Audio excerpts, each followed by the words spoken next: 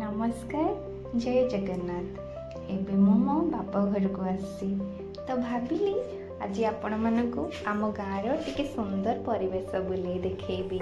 मु आम सिया आम सियार मौसी आमे 3 जण मिसी बाहर को बुलवा पई बाहरिलु। रास्ता रे गोटे कदम्ब गछ देखिलु। सिया फूलटी को देखि हाथ बढ़ेला। तापरे ता मौसी गोटे कदम्ब फूल तोड़ी सियार हाथ रे देला। सियार खुशी देखि आमे भी बहुत खुशी हेलु। तापरे आमे आम गाँ पाखरे थिबा शिव मंदिर को गलु। सिया भगवान को हाथ जोड़ी प्रणाम कला। आमे मध्य दर्शन करी किछि समय सेठारे बसिलु।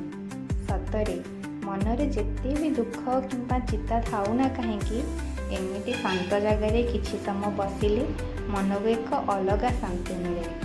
आउ ये पोखरी सह मोर बहुत छोट बेलर स्मृति जड़ित।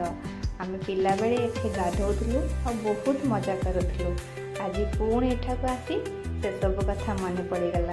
भिडियोटी भल लगे लाइक शेयर सब्सक्राइब करने को बिल्कुल भी भूलें।